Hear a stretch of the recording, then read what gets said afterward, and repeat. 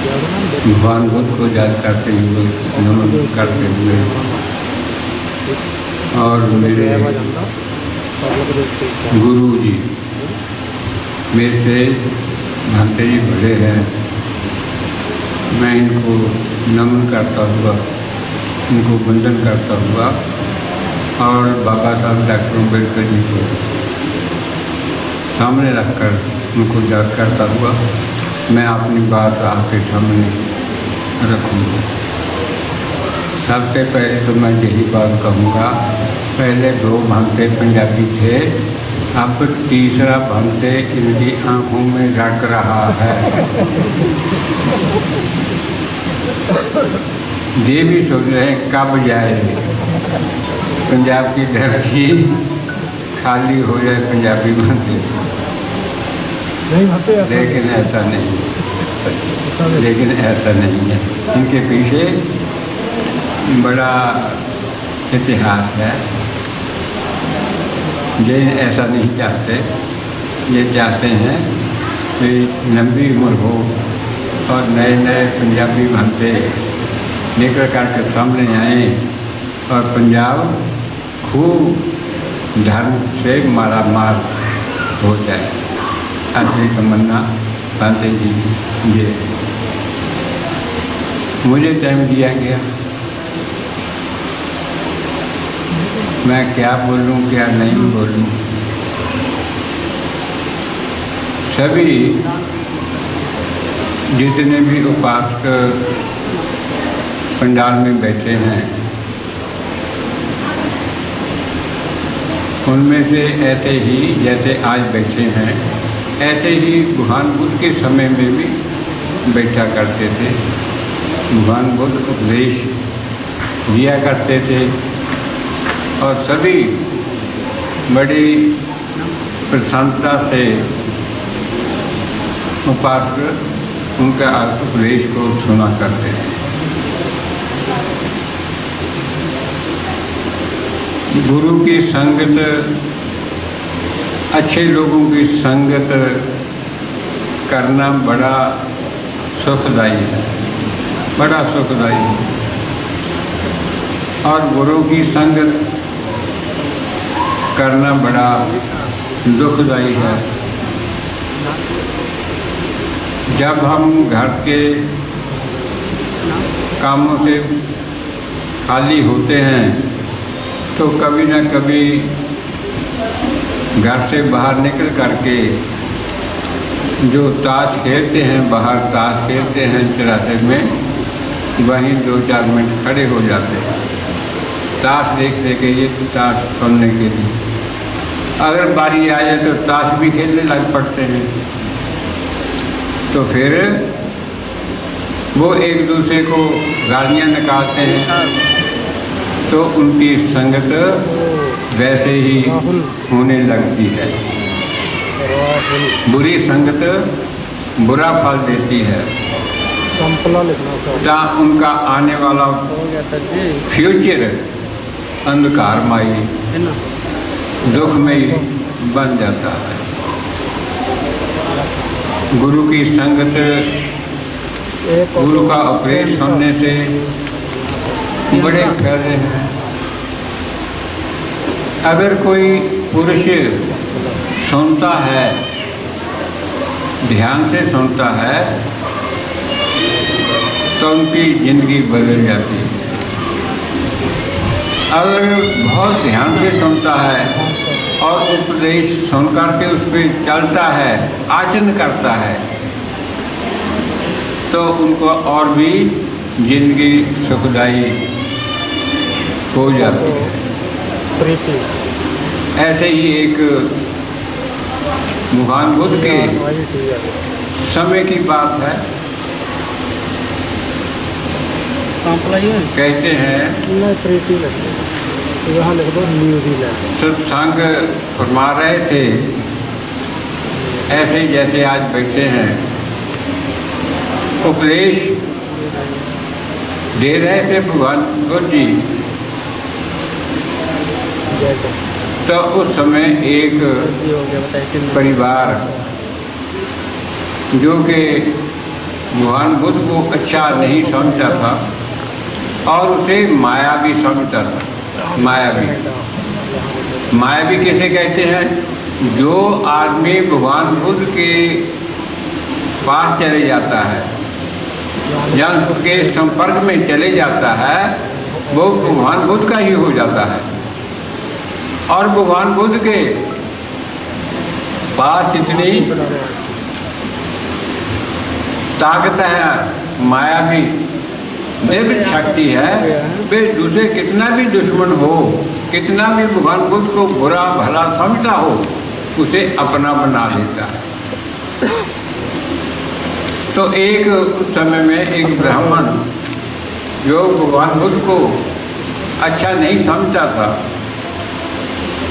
तो घरवाली अपने पंडित जी को जाने नहीं देती थी। जब जाने नहीं देती थी तो पंडित जी सोचा करते थे वे कहीं ना कहीं मैं भगवान बुद्ध के उपदेश सुनने जाऊं, लेकर घरवाली डांट देती।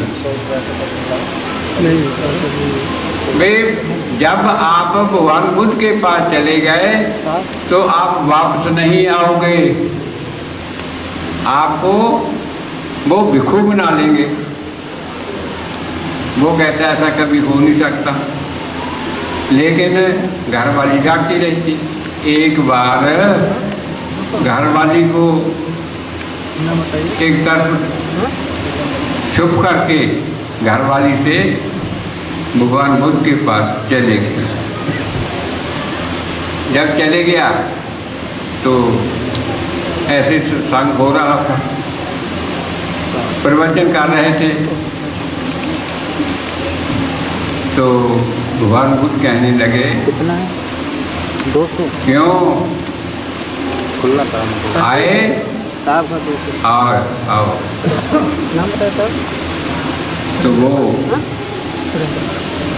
बैठ गया। सुन करके क्या सुना? 300 आपको देना है। मैं क्या आप आए 300 आ गए? बहुत अच्छा हुआ आए। आपको 300 देना है। वो बैठ गया, बैठ गए, अच्छा हुआ बैठ गए आप, बैठो बैठो। जब जाने लगा तो फिर भगवान बुद्ध कहने लगे अच्छा आप जा रहे, जाओ जाओ। वो बहुत तो कुछ जानता नहीं था, यही उनको 3 शब्द याद रहे। कौन से शब्द? आओ, आ गए, बहुत अच्छा आ गए, अच्छा बैठ गए, बैठो, बहुत अच्छा वो बैठ गए। अब तीसरा शब्द चले गए, जाना है, ठीक है जाओ मंगल। यही 3 शब्द उस ब्राह्मण आदमी को याद रहे और घर लौट रहा है। तो घरवाली ने भी शुक्र किया, मेरा पति घर आ गया, कहीं भगवान बुद्ध ने उसे भेड़ुआ नहीं बना लिया। 1-2 दिन हुए तो क्या हुआ, उनके रात को चोर आ गए। किसके? ब्राह्मण के चोर आ गए। तब वही पंडित सोया हुआ, वो बुड़बुड़ा रहा था। क्या वो बुड़बुड़ा रहा था? जब चोर आए तो बुड़बुड़ा रहा था, क्या कहा? आए हैं आप? अच्छा बहुत अच्छा हुआ आ गए, अच्छा।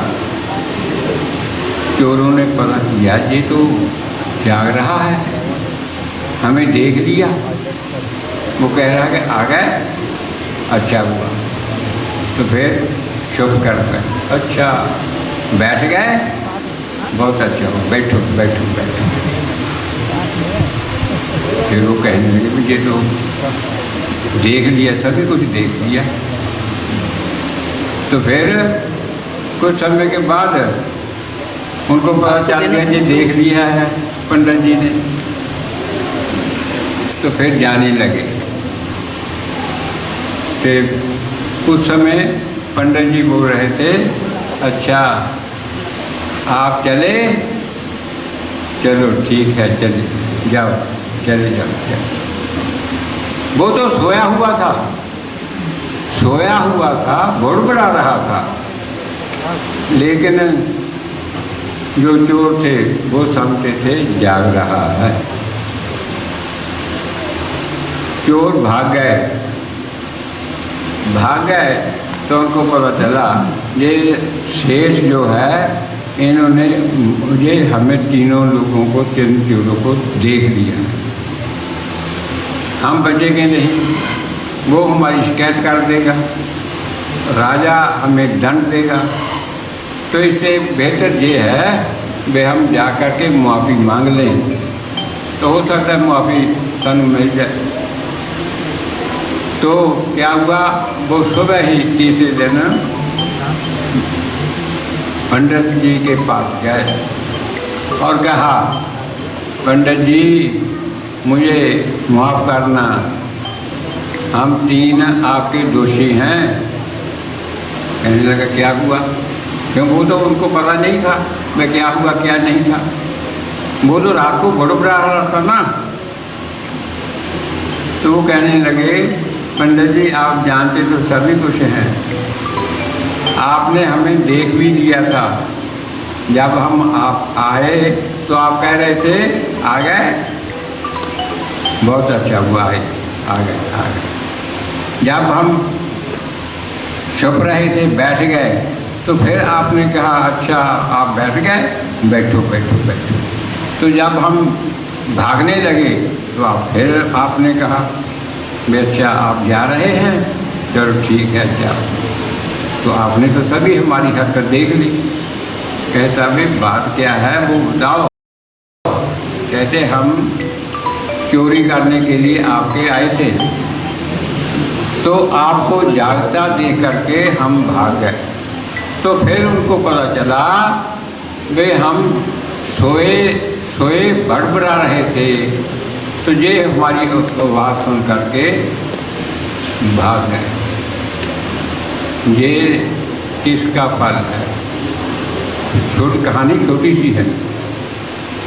ये कहानी का क्या मतलब निकलता है, सत्संग सुना, आध घंटा सुना, सिर्फ 2-3 शब्द याद रहे, 2-3 शब्द याद रहे, वही रात को बड़बड़ाता हुआ और चोरी से बच गया। अपना उनका धन जो चोर ले जाना चाहते थे वो नहीं ले जा सके, घर बच गया, चोर चोरी नहीं कर पाए। संगत का फल, सत्संग सुनने का फल इतना महान होता है। एक घड़ी आधी घड़ी कुछ भी थोड़ा समय भी निकालो। अगर एक मिल्क बेचने वाला दूध बेचने वाला उसके साथ शराबी आदमी बोतल लेकर भी चला जा रहा है, वो बोतल शराब की नहीं मानी जाएगी, दूध की ही मानी जाएगी। क्यों? वो शराब नहीं बेचता, वो दूध बेचता है, दूध बेचने वाले के साथ जा रहा है। ऐसे ही जो शराब बेचता वो भी बच जाता है, अच्छा समझा जाता है। अगर आप जो दूध शराब बेचता है डेली, सभी को मालूम है, उसके साथ कोई दूध बेचने वाला भी, दूध लेने वाला भी जा रहा है, तो वो भी क्या समझेंगे लोग, ये भी शराब बेचने वाला है। ये संगत का कितना फल होता है, संगत, अच्छी संगत का। अगर बुरी संगत हो तो बुरा फल मिलता है, अच्छी संगत हो तो अच्छा ही फल मिलता है। जैसा भी आप जो भगवान बुद्ध के रामपद में या और जो किताबें हैं, ग्रंथ हैं, उनमें बहुत सी कहानियाँ लिखी हुई हैं। उसमें एक छोटी सी और कहानी लिखी हुई है। क्या? जंगल में एक पेड़ के ऊपर दो बच्चे, तोते के बच्चे रहते थे। अभी पर भी नहीं निकले थे। अंधेरी आई, हवा खूब चली, तो दोनों बच्चे ऊपर से नीचे गिर गए हवा से। वो जान बचाते उड़ नहीं सकते थे, लेकिन भागते भागते भागते भागते उनमें से एक तोते का बच्चा साथ ही कुछ डाकुओं का एक गिरोह था, वहाँ चले गया। जहाँ डाकू रहते थे वहाँ चले गए। और दूसरा तोता वहाँ चले गया जहाँ एक साधु की कुटिया थी। दोनों हैं सगे भाई हैं। दोनों सगे भाई, एक डाकू के पास चले गया और दूसरा एक कुटिया पे चले गया जहाँ ऋषि मुनि रहते थे। यहाँ जब कोई आदमी आया, तोते के पास, तोते ने शोर मचा दिया। किस तोते ने शोर मचाया? जो तोता डाकुओं के संपर्क में आया था उसने शोर मचा दिया। क्या मचा दिया? भागाओ भागाओ भागाओ, ये डाकू आ गए हैं, ये आदमी आ गया है, इसे लूट लो, इसके पास सोना चांदी बहुत है। कौन कह रहा है? तोता कह रहा है अपने आदमियों को, अपने साथी डाकुओं को, बे आप आ जाओ, ये जो आदमी है आया, इसके पास सोना चांदी बहुत है, इसे लूट लो। और दूसरा तोता जो था वो तो ऋषियों के पास जा रहा था। जब वही देखा भी एक आदमी उसकी तरफ जा रहा है, तो उसने शोर मचा दिया। क्या मचाया? क्या शोर मचाया? साधु जी, हमारे पास आदमी आए हैं, मैं तो कुछ कर नहीं सकता, मेरे पर नहीं काम कर रहे, तो ये आए हैं, आकर के इनको पानी पिलाओ। ये ऋषि मुनि जी आए हैं, इनको पानी पिलाओ। उनको पानी पीने के लिए कह रहा है। तो उनको कहा, तोते ने क्या कहा? बैठो मुनि जी बैठो। कुछ सज्जन ऋषि मुनि बालन लकड़ लेने गए हैं, आ जाएंगे, आपको कुछ पानी तानी पिलाएंगे, लेकिन मैं तो असमर्थ हूँ, कुछ नहीं पिला सकता, आप ठहरिए। दोनों भाई हैं, एक ही माँ बाप के पुत्र हैं, एक ही संगत डाकुओं के पास हो गई तो उनका स्वभाव क्या हुआ? डाकुओं जैसा हो गया। और दूसरा तोता उसी माँ बाप के बेटे हैं, उसकी संगत कहाँ से हुई? तोते की संगत ऋषि मुनियों के साथ जो जंगल में कुटिया थी, घर बना रखा, उसके साथ हो गया। जो डाकू के पास रहा वो डाकुओं जैसा हो गया, और जो ऋषि मुनि के साथ रहता वो ऋषि मुनि के साथ रहा। ये किसका संग, किसका प्रभाव है? संगत का। अगर आप अच्छी संगत करोगे तो उसका फल आपको अच्छा मिलेगा। अगर आपकी संगत ठीक नहीं है, आपकी संगत ठीक नहीं है, कुसंगत है, तो आपको दुख ही प्राप्त होगा। ऐसे ही हम जितने भी लोग बैठे हैं, अपनी संगत, अपनी सोसाइटी को अच्छा बनाएं, बुरे की संगत से बचें, ताकि हम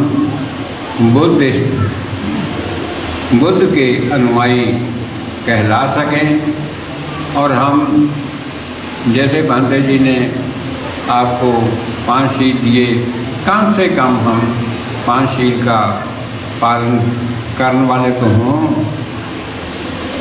और पालन करते करते आप अपनी ज़िंदगी सुखमयी ज़िंदगी व्यतीत कर सकते हैं, करोगे। आप दुनिया के उपासकों की निगाह में भी अच्छे कहलाओगे, तो अपनी ज़िंदगी को भी सुखमयी करोगे। मैं इन्हीं शब्दों के साथ अपने प्रवचन को विराम देता हूँ और आप सभी को यही कहना अच्छा समझता हूँ कि अपनी अच्छी संगत रखें ताकि अपना आने वाला जीवन सुखमयी हो सके।